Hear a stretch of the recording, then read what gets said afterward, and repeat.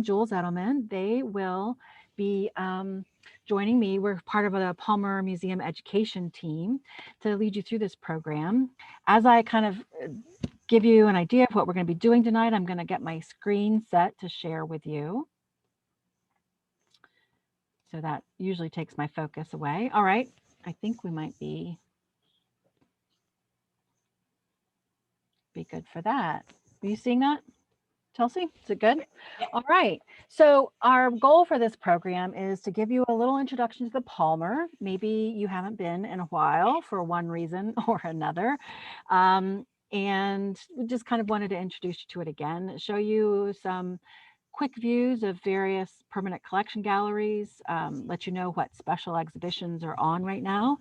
And then we're going to do an art making activity, or really a creative activity. And it's a really kind of simple, but it's one that we love. We've done it a few times, and even just the three of us were talking that we kind of like repeat this ourselves a lot of times. So it's a real kind of pleasant but creative activity, and we wanted to introduce it to you kind of as a way to keep yourself creative, no matter your skill level with art. And we recognize that you all may have been participating in recent alumni association activities with the paint nights and things like that. So you might be excellent artists already and beyond this, but even so, I think you'll find it very enjoyable. So I just wanted to kind of bring you into an introduction a little bit with the Palmer and see if it will cooperate. There we go. So again, I introduced myself. I'm Brandy, the museum educator, and I'm joined with Chelsea Borgman. She's one of our program specialists. And Chelsea is a recent graduate of the Pennsylvania State University. So she also is an alum. But I was really happy to be able to continue working with Chelsea through some grant funding this past year. And just you can see there, she's a Penn State grad with an MA in art education and women's gender and sexuality studies. And also with a current undergraduate, Jules Edelman's with us. She has actually been interning at the Palmer for more than a year now, like a year and a half. So happy that Jules was able to continue work remotely with us and stay. She's been really responsible, both of them have, for many of our virtual programs that we've been able to produce to help stay connected with people remotely. And Jules is a senior studio art and art education major. And I thought you all, in particular, alumni, might really enjoy hearing more directly from students that have benefited from Penn State or are still at Penn State than you might from me. So I definitely wanted to invite them to participate. You can see also this little picture from one of our Zoom meetings. We have a larger education team. There's, I think, about 12 of us working on the team, grad students, undergraduates, and like Chelsea, a recent graduate. So there's more on the team to help bring things to you. All right, a little note about the, let me move this and make sure that you can still see the whole page.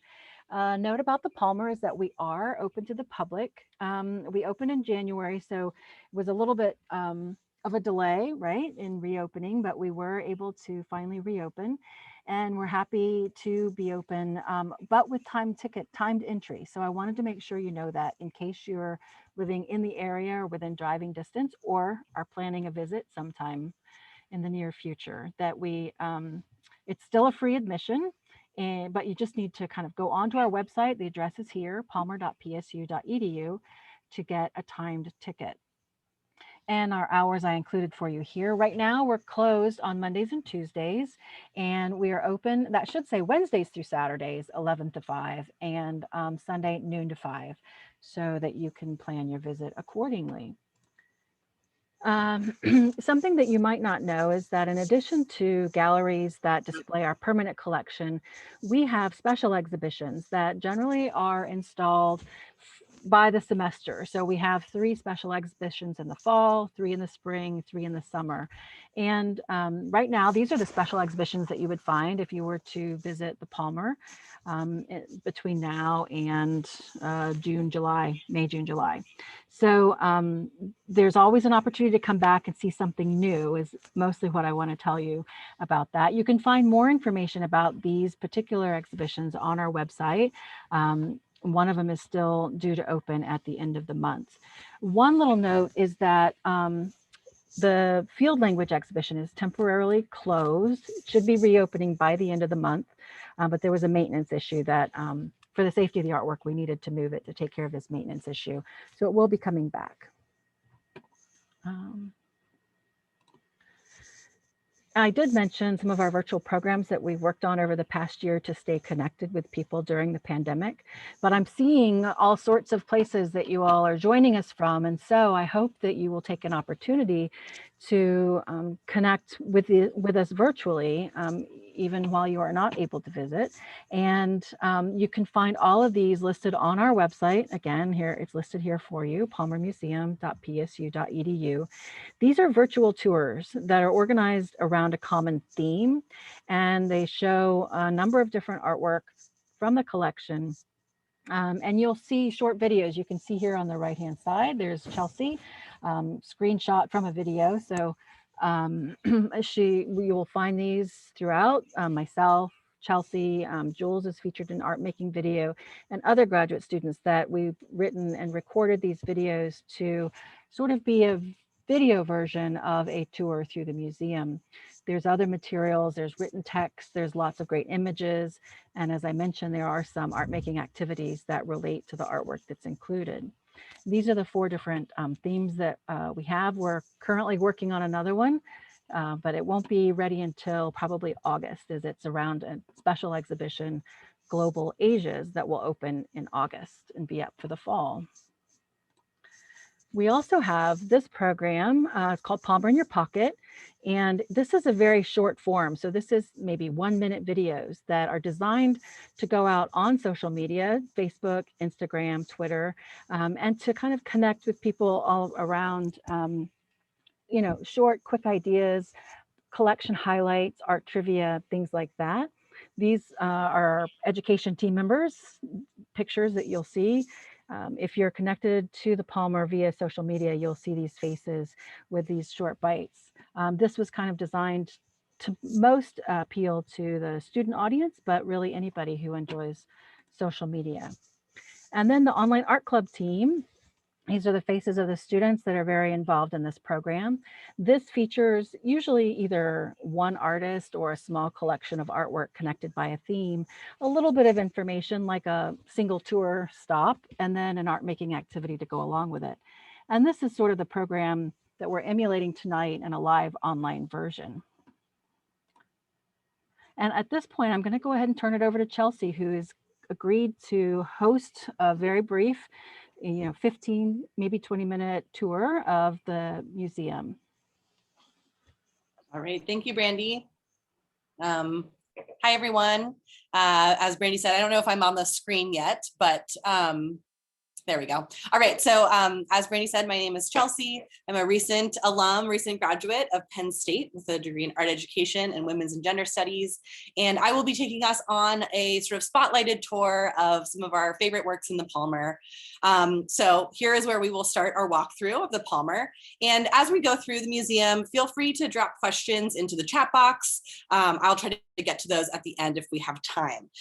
But before we actually head into the museum, I wanted to stop here and get a glimpse of the Hammer Sculpture Garden, which may or may not bring back memories for some of you who may have visited the Palmer in this location, but it sits outside of the Palmer Museum and may have been a place that you stopped to sit and admire the work, study, or in my case, more frequently, been power walking to get to class on time through this beautiful courtyard. The Hammer Sculpture Garden is located on the left side of the Palmer building in the museum pavilion, and it's a great place to take a break between classes and enjoy works by internationally recognized artists like Seymour Lipton and Beverly Pepper. As we head into the museum itself, we'll pause here at the Paws of the Palmer and take a moment to appreciate this large bronze sculpture, which welcomes visitors at our front door and is also a great mile marker way to find the museum on campus, which is located on Curtin Road between the Forum and the Visual Arts buildings. Lion's Paws is by the Pittsburgh sculptor Paul Bowden, and this is a unique piece that has two massive lion's paws, which of course reference our beloved mascot, the Nittany Lion, but it also references a long tradition in art history of placing lions figures at the entrances of important places, such as the New York Public Library. This is a clever take on this idea that conveys the tremendous protective presence of a lion through its paws, while tapping into this shared understanding of this symbol in popular culture. So this is a beloved work we have.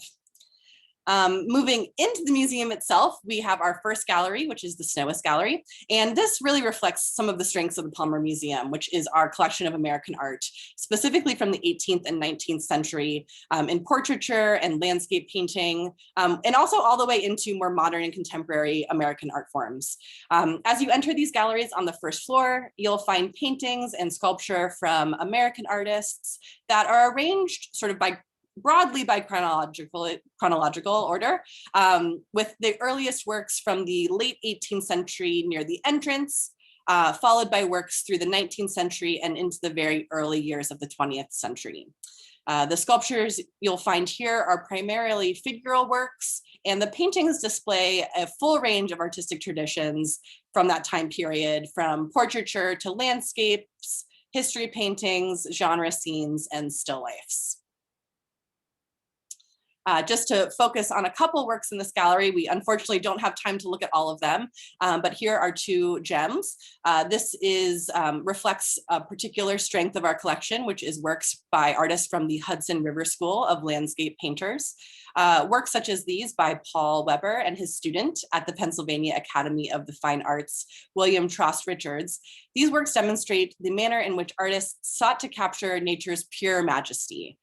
This was a time period in which artists were really focused on preserving in paint the wilderness that was quickly disappearing as a result of the Industrial Revolution. So we have several works that kind of reflect that time period and that sensibility. Moving out of the Snowis galleries, there's so much great stuff in there to experience, but moving on to our hall galleries, which are actually on the second floor, we have works from the first half of the 20th century. And this section of the museum really reflects a variety of American modernist styles, many of which emerging from the shifting social landscape of this period, the rise of industrialization, and of course the mass destruction of World War I and World War II. So these works really reflect that time period and the thoughts that artists were having at that time. Notable artists during this period often turned away from the polished surfaces and academic subject matter that we see in the previous gallery. And here we see more works that are concerned with depicting everyday life and experimenting with different types of visual representations, rather than sticking to that very traditional style that we see in the Snowis galleries. One of my favorite works, probably maybe one of my favorite works in the museum, is this work here, which we find in the hall galleries. This is titled Venus Rising from the Sea, and it is by the artist Violet Oakley. And Oakley is best known for her large-scale public murals.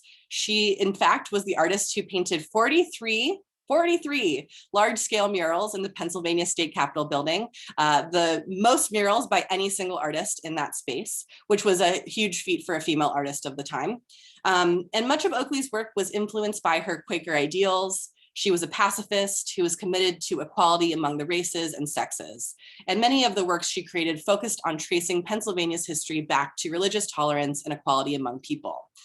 This work strongly references a work that you probably are familiar with, the Renaissance painting, The Birth of Venus by Sandra Botticelli. And we can see that reference through the figure's body language and stance. Here is the original work depicting the Roman goddess Venus, emerging from the ocean on a half shell and assisted by other deities. And Venus in this work represents the epitome of feminine beauty as seen through the Western cultural iconography. And we can notice here how Oakley borrows not only the pose, but the position at the water's edge, the strawberry blonde hair, and of course the sea breeze whipping up her hair and her clothing. However, we can see that Oakley's depiction is quite different. In this picture, Venus is clothed. She's standing firmly on a rock surrounded by choppy waters. She's not assisted. Her hands are not needed to cover her naked body. Rather, she has one resting on her side while the other one clasps her hip in a strong, confident stance. Her features are severe and her body looks strong and sturdy in comparison to the other work. And this is a woman, this subject is a woman that Oakley revisited a lot throughout this period of her life in her later years. I kind of think that perhaps in this series, she is reflecting on the role of women throughout her lifetime. Oakley was born during the Victorian era, but when women had very little control over their autonomy. And here, 70 years later, Oakley is depicting a more independent, self-reliant version of this Roman goddess. So I think this work is very interesting for that reason. Moving on at a quick pace, we have the Pincus Gallery, which is our contemporary art space, which presents works from the late 20th century on to the early 21st century. Many of these works reflect a postmodern sensibility, which originated from the 1970s, a time of great change in the art world and the world in general. Shifts and events in American culture have always affected artistic thinking and production, but this period in particular witnessed a particularly profound change in the way that artists conceptualized, created, and interpreted. In the wake of movements such as the feminist movement and the civil rights movement, artists increasingly began to explore issues related to gender, sexuality, race, and identity. So moving away from even everyday life and mediums and looking more at the subject matters and individuals involved in the art making process or the subjects. Rather than looking for universal truths, many late 20th century artists began to embrace the notion of truth as a concept that is plural, ever-changing, and a product of context and history. So the pluralism of the contemporary art world is also amply evident in the disparate styles and materials that artists today use to examine history and present in history and the present, to question the sources and uses of power and to investigate the human body and negotiate issues of identity. So we see a lot of different mediums reflected in this gallery, as well as a lot of different subject matters. And one of the best examples of these different mediums that we see is this beautiful work by the contemporary artist, Vic Muniz, who is a Brazilian artist who is known for recreating iconic imagery from history and popular culture using the most unconventional materials. So his works are sometimes made up of tomato sauce, sugar crystals, chocolate syrup, peanut butter and jelly, diamonds, and even trash. This work brings a different material into play that we'll look at closer in a second. But before we do, we'll take note of the fact that this work references a portrait of a celebrity, the famous French Jewish actress, Sarah Bernhardt. And this was at the time a very well-known photograph and a very well-known actress. And the original photograph was by Felix Nadar and was created actually before she became famous. And this image is part of this image that he now recreated on the left is part of Vic Muniz's rebus series. The image itself is what we would call a rebus or a coded puzzle using words or images and their physical arrangements in relationship. So when we look closer at this image, we can see that it's actually made up of thousands of colorful plastic toys. So this is a photograph of a piece that he created out of toys. In this piece, you could see a million different things. There's dominoes, Legos, Hello Kitty figures, Hot Wheels, all kinds of things to outline the contours of her figure against this white surface. So if we zoom in, we can appreciate how much precise work and time and attention went into laying out this elaborate composition. The eyelashes are even made out of miniature figures used in model train scenes.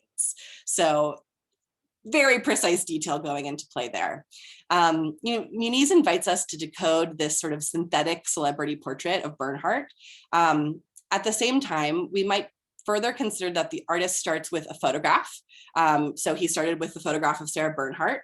recreates that image in physical form with toys, and then takes a photograph of that to present as his final work, which is what we have here, this photograph.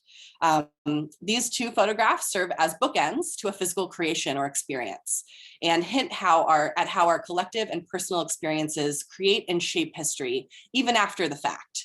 So the whole process from the first photograph to his final product is all part of the message of this piece of artwork. And I think it's just a really special and interesting work of art, and very playful as well.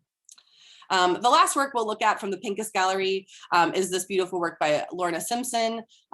She's an artist, a contemporary artist, who is well known for juxtaposing words and repetitive images to create provocative works of art that explore issues of race, gender, history, and representation. So in this work, simply titled 3, Simpson presents a simple yet finely crafted wooden box. And inside the box is a padded liner, which is printed with the image of a wishbone and the words wish 1, wish 2, and wish 3. We can see that in the second image in the middle there. And the contents of the inside of the box underneath that paper are 3 very tightly packed wishbones in a variety of colors. And it's a very refined package. It's very carefully put together. And it sort of references this idea of the promise of 3 wishes, as we've seen in fairy tales and stories throughout our lifetime. But this work has a lot more going on than that. It might make you ask questions like, what would it be like to receive a gift like this, to receive 3 wishes kind of up to your own devices? And what would you wish for if you were offered this kind of gift? But when we look closer and also think about what wishbones really are, we realize that wishbones require competition with another person for your wish to come true. So in fact, this is not really a box granting 3 wishes. Instead, it contains the possibility of 3 wishes. And when we look closer at what this is made out of, we actually see that the wishbones are not actual wishbones, but in fact are made out of ceramic, bronze, and rubber, each one a material with its own unique properties. And when we think about these materials, it further complicates this idea of getting 3 wishes. In reality, we might not get any wishes from this gift because of the physicality of these materials. So after looking closely, we might ask ourselves, would we feel differently about receiving this gift? And is this in fact really a gift? I see this very simple work to me sort of reveals the depth and nuance in this period of conceptual art making and the types of work we see in the Pincus Gallery, that there is a lot to unpack and learn from these works beyond their face value. All right, our last gallery that we will stop in is the Tonkin Gallery. And this has a special place in my heart as a glass artist. This is where we have our variety of studio glass works that represent a huge variety of techniques and have a lot of works by pioneering artists in the field and from all across the world. We have works from North America, England, Australia, Scandinavia, Italy, the Czech Republic, and Japan. And the emergence of glass as an autonomous art form rather than a utilitarian medium is evident in the modern interpretations of familiar vessels, forms, and abstract sculptural pieces found in our collection here. And we can particularly see that in this very popular work by Dale Chihuly, who I'm sure many, if not all of you, are familiar with. It's likely that you have even seen Chihuly's work at an exhibition locally or around the world. And this is a beautiful blue and yellow sculptural composition. And it's a very impressive example of the many ways that glass can be manipulated and formed through the process of glass blowing. And that is just a taste of the glass works that we have at the Palmer. If you have a chance to come visit, I highly recommend stopping in the Tonkin Gallery for that reason.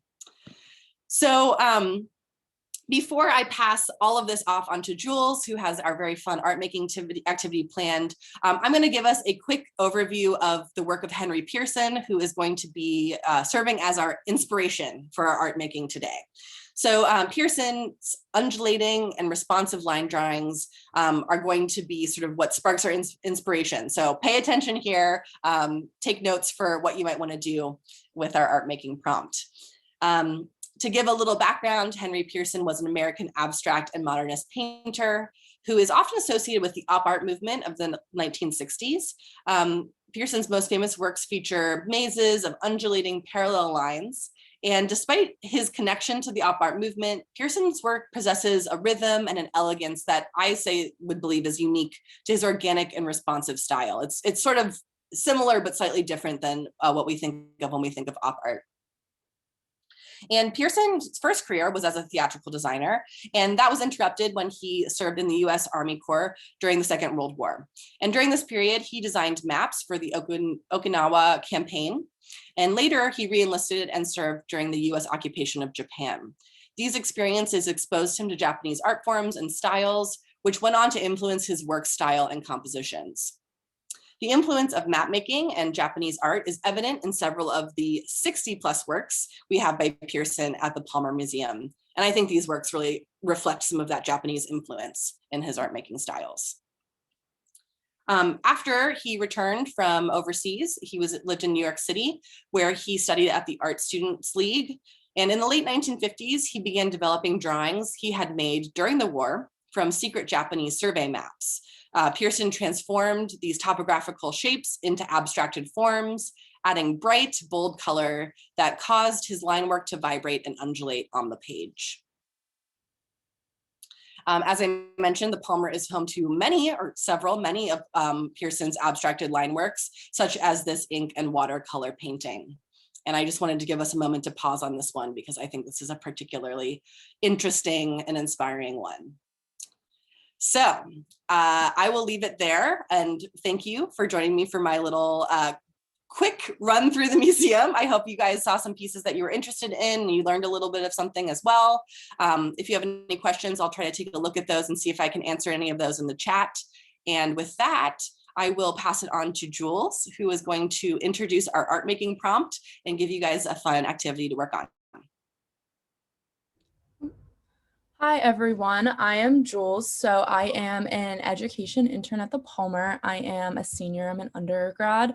This is my 5th semester at the Palmer, so it's very exciting. I get very excited to do events like this and anything related to art making. I'm going to share a quick video like Chelsea just explained. We're going to be doing an art making activity inspired by the work of Henry Pearson. So this is an art activity that we have done before. I personally love it. It's an extremely relaxing activity to do. It's almost like therapeutic or meditative. So I'm just going to play this video, and it's just kind of like a quick overview, an example of something that you can do.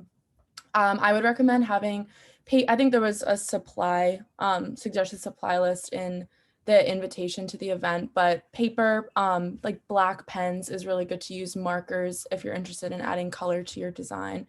But I'll just start playing this. So this, like I said, we did this activity over the summer. We had a museum sketchbook series. If you're ever interested in kind of getting into art making, getting some ideas, those all are on the Palmer's YouTube channel. So this is there, and there's more examples of our other team members that did this. So Henry Pearson, from what I understand and from how I've studied his work, was just really interested in, like Chelsea said, responsive lines. So for this activity, that's kind of just how I went with it. I just started drawing lines and used kind of intuitively just to respond to the shapes of those lines and kind of make this movement on the page. And you can see in this video that I'm showing in this example, I did draw a circle on the middle of the page. So when I start adding color, you'll kind of see what I do with that. But that was just something that I added in. This activity is really free and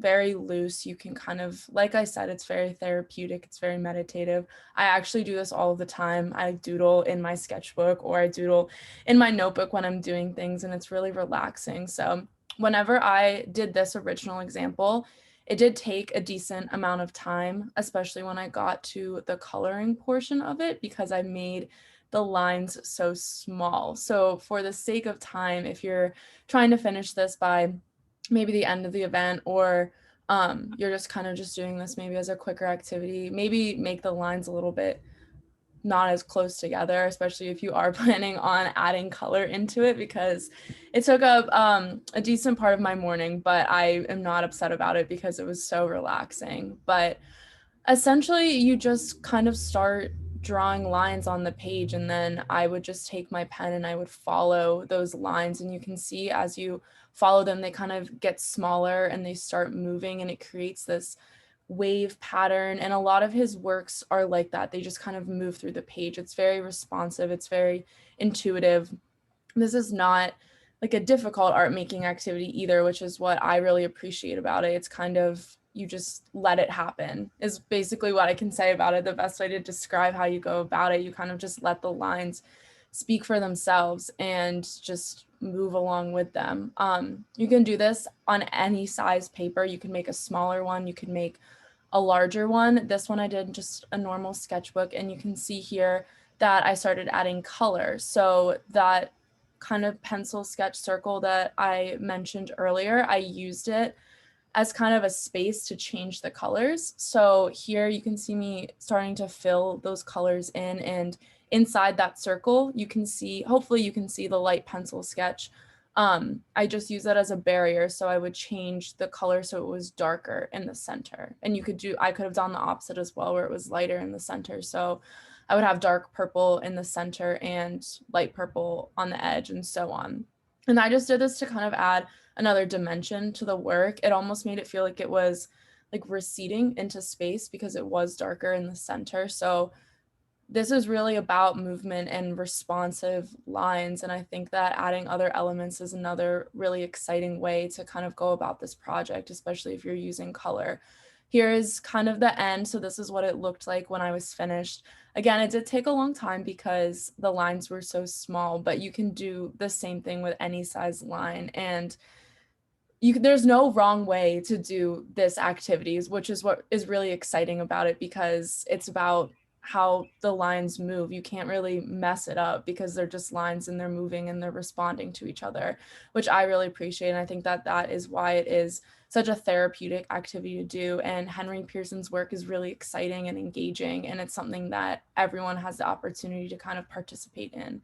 So that is kind of just an example. I'm going to stop sharing my screen. So that's kind of just an example of one way I went about it whenever I did it the first time, but everyone's will look different, which is another really exciting part about this activity, is that everyone's work is going to look very, very different because it's about what line you put on the page first, and then all of the other lines kind of react to it. So it's exciting to see how it moves and changes as you continue going on the page and filling up the page. So I encourage everyone to just kind of get out their paper and their pens. And whenever I did it, I didn't draw the moving lines with pencil first. I kind of just took my black pen and I started just drawing and just wanted to see what happened. So yeah, someone said they look like Zentangle. It is kind of like Zentangle. I think that it's kind of a very similar activity, and that's maybe they're very related. And like I said, it's just lines responding to lines. And I think that is why it's so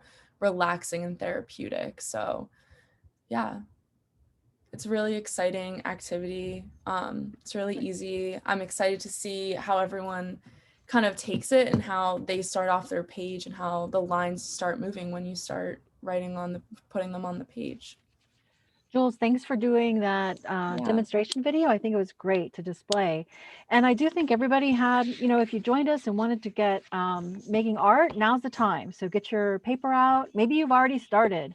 Get your pencil or your pen and put down your first line. Make it wavy, make it curved, fill up the page from one corner to the next. And then you'll just put the next line down sort of next to it, parallel, follow along that line, and just start creating curves or growth out of that from that one spot and keep moving. As Jules mentioned, this is something that we did over the summer, and it's one of our most popular videos. We get the most comments on it about people saying it was their favorite. And it was also one of our favorites of the videos that we did. And each of us would take the prompt and we would do our own version of it. And so you'll see in this video series that there's 4 samples of the project. But all of us really like this project a lot. And in fact, it's something that it is very much like Zentangle. It's easy to do, so it's very meditative. So I brought my sketchbook. I did the same sort of thing with much wider lines, right? So I can get it done faster. I broke up my page into smaller chunks so I can, just sit and doodle. Brandy's, yours look pretty. Yeah. Yeah, I Wait, like can you hold them up again? They look great. So, Those look awesome. so my sketchbook is basically just a place where I create places to color because I'm personally not an artist. This was a different one, but anyway, so get started. Show us where you're starting, check in. At this point, we kind of shift to a little bit more casual. Speak up, let us know how it's going. If you have questions, and we're gonna just start doodling. Fill up your page. I think that I'm gonna do those like smaller squares, like you have, Brandy, on the page, and have multiple in there. It helps just to make it more attainable in a shorter amount of time. And you can try different things. But I also did this with sort of big swaths of lines, like that first image, and I can show you his works again if you'd like to see, but big swaths of image, and really played with the color, and that was fun and also very quick. I'm going to head back. I think the work's called Kubla Khan. I'm going to share that again.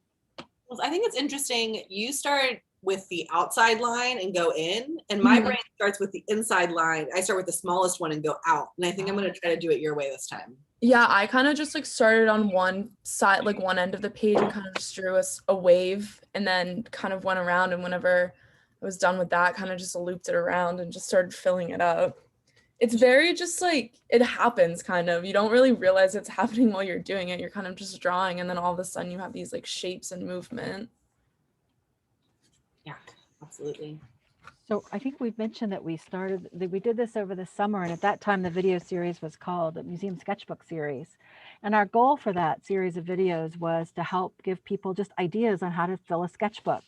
And this was, of course, perfect for it. And I found that it works well when I'm kind of stuck in between what I'm going to do in the sketchbook the next page. I'll do a page or so of this to kind of transition from, one sort of sketchbook activity to the next. And it definitely fills it up fast. Who here do we have artists in our group?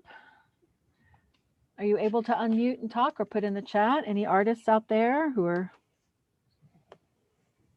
I'm going to see if we've got any. It's like everybody's very focused. Yeah, that's okay. It's a good thing. I feel like kind of once you start, especially this activity, you just get zoned in on it. That's how I felt whenever I do it. I just get super intent on making these lines. Well, it's mesmerizing watching you do it in that video. I know, I was watching it myself and I sped it up a little bit, and I watched it for a lot longer than that, just watching myself draw these lines over and over again. Strangely meditative. But I do think it's a good point, whoever mentioned the Zentangle, it's kind of a similar to mandalas and all those kinds of repetitive drawing. Right. Where you just build off of the last line that you made. I see James Weiland said he wanted to be an artist, but was trying to figure out what medium you enjoy most. James, which ones have you tried out?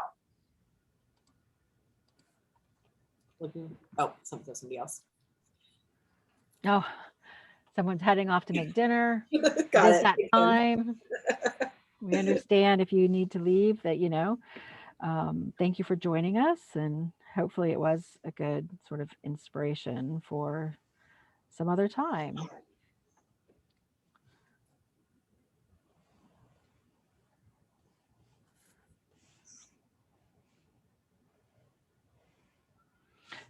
I don't consider myself an artist, and I did Zentangle a while back when it kind of first got very popular. And then it seems like as I would take breaks from it and not do it constantly, whenever I'd come back to it, I'd kind of forget. I can't remember the shapes I can do. So I feel like I'm so much not an actual artist that I failed at Zentangle. But, She says these things. She's better than she gives herself credit for. Yes, definitely. But I enjoy creating things. And so I always keep a sketchbook. Sometimes I'll go months without putting anything in it. But anyway, I have found that this line work, it kind of serves the purpose for helping to prompt further work, further, creative work. But it doesn't, but I don't ever forget how to do it like I did with Zentangle. So anyway. Randy, you're getting encouragement in the chat. Everyone can do it. I know. I know. And I did do it. It's just somehow I lost track of all the variety of shapes, I guess. And so I started doing just like there's 2 or 3 things that I'll keep repeating in Zentangle, which this is very much one of the few things, right? So we got a request to show the example. Jules, your example. Maybe you could do a still of the sort of finished one. Yes, I can just pull it up and then pause it. Oops. And then I also see James here said he's tried watercolor, acrylic painting, drawing from another artist, and creative drawing, which is great. And I have to say, James, I do consider myself an artist, and I have never settled on one medium. I don't know. Yes, same. I have a degree in art and have yet to settle on one. So I wouldn't personally take that as a reason to not consider yourself an artist. Although I do understand wanting to master a specific medium, because there is so much to learn about. Every new art medium has so many interesting things to learn. I feel like I've tried pretty much everything and I've never settled on one. I mean, I'm a painter. That is my favorite thing. I have decided that I do not like clay. I am not a ceramic artist. I feel like I've tried enough times that I've given up on that, but it's exciting to try new materials and then you can figure out if you like them or if you really don't like them, how I feel about clay. There's artists sometimes that you hear about, they got their degree in painting and then they end up being a ceramicist or vice versa or something, kind of based on what their interest is, and the ideas that they have behind it kind of sometimes shifts them to a particular medium. It's at different points in their life. So that's interesting, I think. Well, it kind of gets to what we were talking about in the Pincus Gallery, where for so long, and throughout art history, artists really align themselves with a specific medium. And then as we get more into contemporary work, not only do the mediums spiral out into food and trash and toys, but also artists tend to work across all kinds of different things.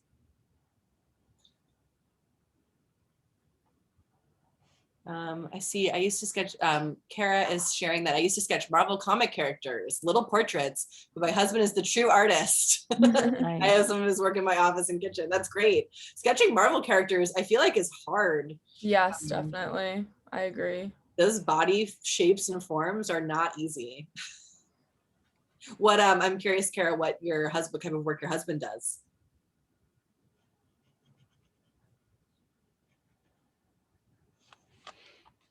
Oh, nice.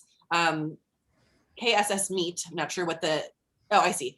Marilee says that these remind her of topographical images measuring elevations of the earth, like the history of Henry using World War II maps. Yes, so I love that you picked up on that. I think that even these sort of drawings that we're doing really pick up on that topographical thing. And I'm laughing because Kara is saying that her husband is actually a barber, which I think is a great response. I'm sorry, that caught my eye. But I totally agree. I think that's one of the most interesting things about Pearson's work is that relationship with those topographical images. And now that I'm thinking about it, you could do something really cool by playing into that with color. How in topographical images, you might have red the highest point going down to green at the lowest. And you could definitely play into that with your drawing as well. Yeah.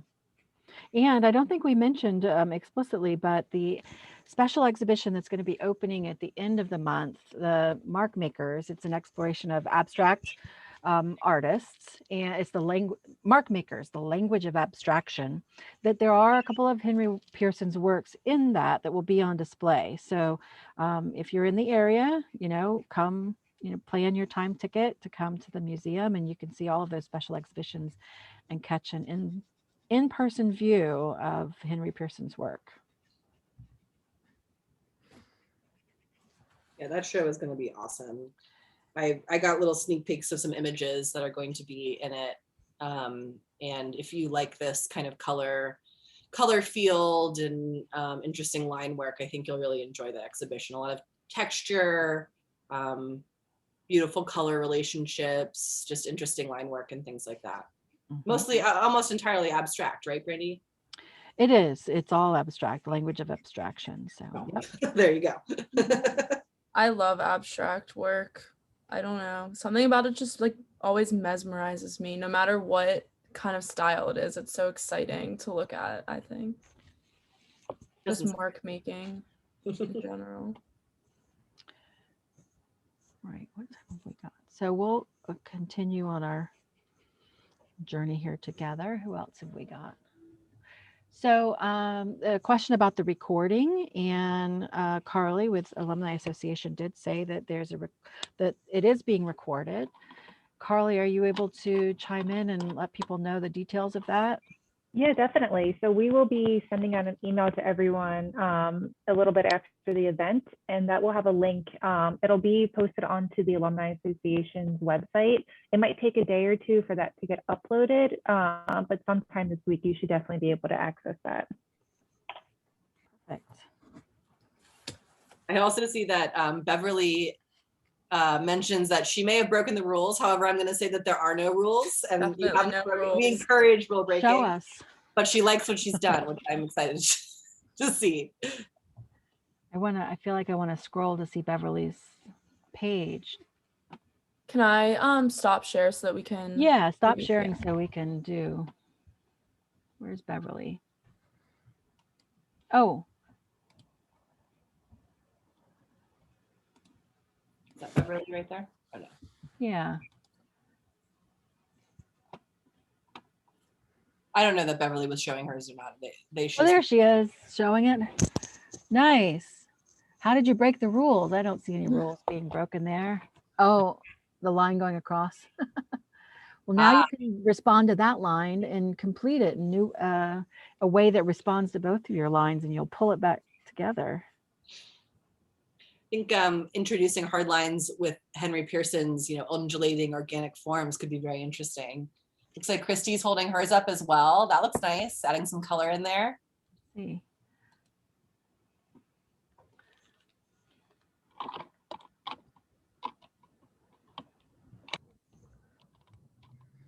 Someone's asking, do you always have a central point when you start drawing? You mean for this particular prompt? I would say. Oh, go ahead. I think it sounds like even just between Jules and Chelsea, they started differently, where Jules started on one side and Chelsea, you said you started in the center? Yeah, I tend to start with a small shape and go out. Well, I'm now trying to do the opposite because I liked how Jules is turned out. Yeah, I kind of here's what I have so far. I kind of just start on one side and go to another side and draw like a shape on the side and then kind of fill it in and then respond to it with the other lines until the whole thing is filled. And then when something gets too small to make lines in it, then I'll make a new shape. Mm-hmm. Yeah, so I think you can go radiating out or whatever the opposite of radiating out would be. And Beverly, you started with the idea of a feather. It's interesting to think about maybe drawing a more representational shape and then seeing how the lines respond to that representational shape as well. Yeah, I'm going to share my screen again and show this Henry Pearson work, Kubla Khan, because this was the one that I had originally kind of looked at. And I was noticing how, he started, well, I don't know where he started exactly, but in the center, they're relatively straightish. I mean, the curve is very sort of shallow curves in the center.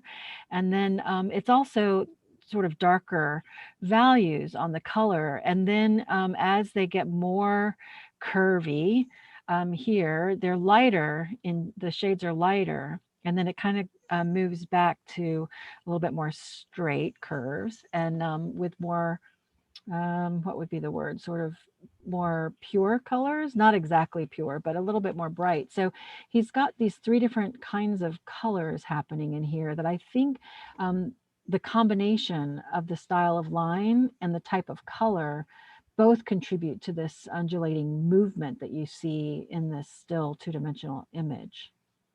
So I remember looking at that and trying to recreate it with different colors a few times and just taking that as inspiration.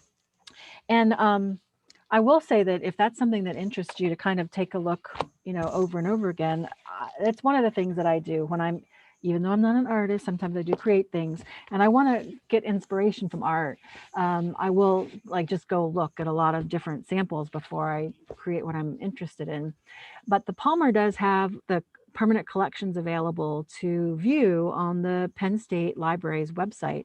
So you can go there and you can, I mean, you can particularly search Henry Pearson and a few of his works will come up.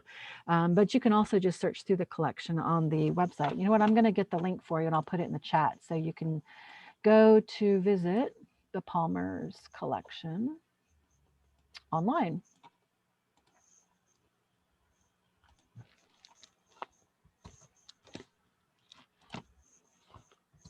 There you go.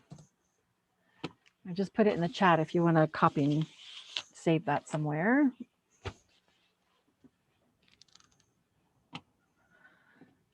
And I'll stop sharing. Oh, well, you know what? I will go ahead and share this one as well. This was also kind of interesting the way there's just these sort of straight parallel lines that curved back and then sort of building them out, and then how switching from these sort of lighter or golden shades into the sort of darker shades to make it look like these are sort of three-dimensional forms. It kind of looks like fabric, right? Fabric shapes, edges of pillows or something that have been stacked. It looks like plush to me. Yes. Like it's just like they're squishing kind of. Right. So he's using the lines in combination with color in order to build the visuals, the materials, the sort of weight of the painting. Interesting. All right, I'm going to stop sharing. Maybe we can get, we just have a couple minutes left. Carly, could you put it to where we're all on one screen? Maybe I'm not saying that right. So you unpin the three of us from Yeah, no large? problem. No problem. I'm going to have to get with you and you'll have to tell me how you do that. So I can use that in another meeting. I was hoping we could see everybody's, everybody could hold it up and we could take a chance to scroll through a couple pages. I love how we can see some of you all working. I have a couple of people as I'm scrolling by, I can see your pages. Ooh, Annette, that looks beautiful. Wow, gorgeous. Yeah. I love how they're all so different. Yeah, it is cool to see how different they all are. Yeah. Here's what I have so far. Nice. Jules, that looks so good. I'm going so slowly. I can't stop with the small lines. Nice. I'm seeing Lene looks beautiful. I'm just seeing what I can see as I scroll through and they look great. Yeah, Moni, I like the blues on Moni. I like your color choices there, Teresa. Oh, and looks like Jan and Jean. See a really pretty, like sort of pastel colors coming out. Really nice. Hey, Mark. Oh, you did a great job. Hi, Mark. I see a friend of the Palmer. I miss seeing you in the Palmer on tours and programs. It's good to see you here. Kara, it looks like you had a couple of nice pieces there. Yeah, awesome.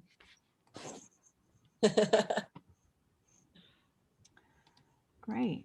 Well, I think we're going to go ahead and wrap up the program for the evening. And, you know, if you're not done, you can see how easy. Oh, Mercedes, I just caught a sight of yours. Nice. You started, looks like started within the circle. Yeah, I like that. I like putting the boundary around it. Mm-hmm. Oh, Geraldine, beautiful. Oh, I can't see it, Deb. I'm looking at Deb's. Oh, I like the heart. You did a different shape than the circle. That's nice. Yeah, so there's lots of ways to vary it and keep yourself interested. Sometimes I feel like I often have to just, or I want to just keep my hands busy while I'm watching a movie or something. And so this is the type of thing I'll do. So I'm keeping it going.